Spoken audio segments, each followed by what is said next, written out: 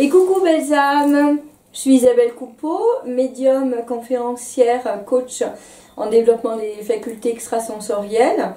Bienvenue sur ma chaîne YouTube. Je vais vous parler aujourd'hui des 5 erreurs à éviter en médiumnité spirit lorsque vous souhaitez communiquer avec l'au-delà.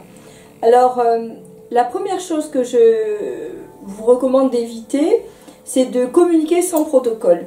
C'est-à-dire de veiller à un bon ancrage, à augmenter votre taux vibratoire par un équilibre entre l'énergie tellurique et cosmique. Ce sont des choses que j'explique dans d'autres vidéos, par exemple avec les chakras. Donc en harmonisant vos chakras, vous augmentez le taux vibratoire. Le taux vibratoire, c'est ce qui peut vous indiquer comme un baromètre qui vous permet de savoir à quelle intensité énergétique vous êtes en rayonnance avec les unités bovies. Alors ça se calcule, il y a des techniques en géobiologie, on peut savoir, il faut savoir qu'à partir de 90 000 unités bovies, on ne capte pas de base astrale. Ça veut dire que vous pouvez avoir des informations de défunts, mais qui ne sont pas dans le base astral, mais des défunts qui sont déjà dans un cheminement spirituel et qui ont passé un certain strate autour de la Terre. Voilà. Parce qu'il y a effectivement des âmes qui ont un processus de réparation. Toutes les âmes qui ont été dans la dualité, la souffrance, dans des énergies négatives durant leur incarnation, lorsqu'elles passent de l'autre côté, elles sont un petit peu enfermées. Et effectivement, certaines peuvent errer et nous influencer de manière négative. Alors, personnellement, je n'ai pas connu de drame et de choses très négatives au sujet du contact avec l'au-delà, parce que j'ai toujours veillé à travailler mon taux vibratoire, et très tôt, j'ai compris qu'il y avait des entités qui pouvaient être négatives, donc j'ai appris, j'ai expérimenté, et j'ai développé mon taux vibratoire. Donc 1, communiquer avec un protocole. 2, se relier à ses guides spirituels. Nous avons des guides spirituels, un guide pour chaque don. Je l'explique dans d'autres vidéos. Dans une autre vidéo, je travaille avec les guides spirituels. Et en ce qui concerne la médiumnité, vous pouvez demander à voir ou regarder s'il y a déjà un guide qui est présent. Ça peut être un guide que vous avez connu dans des vies antérieures, qui a été votre père, votre mère ou votre frère dans une vie antérieure, qui lui est resté sur le plan de l'invisible et qui se relie à vous pour vous aider. Alors souvent on me demande est-ce que ça peut être mon grand-père ou mon père ou un membre de ma famille actuelle, à moins que la personne ait fait un parcours d'évolution dans son incarnation sur Terre, sur un plan spirituel, c'est déjà un peu moins évident. Ils peuvent donner des informations, mais être là en tant que tel, en tant que guide spirituel, c'est déjà un peu plus rare. Troisième point, vouloir faire le contact avec l'au-delà, la médiumnité, pour de mauvaises raisons, pour des raisons matérielles, pour avoir des informations sur les uns ou sur les autres, pour contrôler les autres.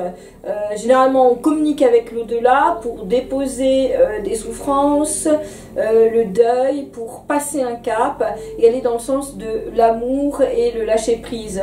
On ne cherche pas à avoir des intentions pour pouvoir dominer ou maîtriser les autres. Ça, ce sont des erreurs à éviter, le pouvoir et un manque d'amour. Voilà, donc il faudrait éviter ça. Ne pas prendre en considération le parcours de la personne qui est en face. C'est-à-dire que lorsque vous communiquez avec un défunt, c'est pour apporter une information à quelqu'un qui est en besoin, mais il est intéressant de considérer le parcours de l'autre et de ne pas juger l'autre par rapport à ce qui va arriver. Alors souvent on me dit oui, mais non, mais c'est évident.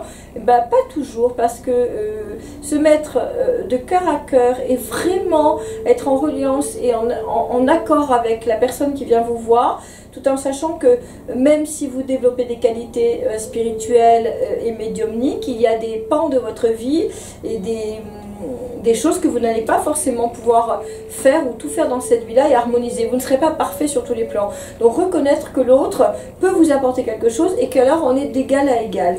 Parce que lorsque on discute avec les autres et qu'on est dans l'échange et qu'on se place au-dessus, la fréquence du cœur n'est pas la même. Donc ça empêche une forme de connexion et de communication avec l'au-delà. Et c'est un point très important qui qui est un point d'humilité en fait. Et le dernier point, croire que le défunt dépend de nous pour évoluer. Ça veut dire que j'ai souvent entendu dire ou écrire des médiums, souvent qui débutaient, dire que la personne, le défunt va mal parce que la personne en face de nous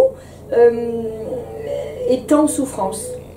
Alors je dis souvent, prenons l'exemple de Mère Teresa, qui a été une grande âme sur terre, que nous avons pleuré. Si l'évolution spirituelle de Mère Teresa dépendait de nos pleurs, je pense que tous les efforts qu'elle a fait sur terre ne serviraient pas à grand chose.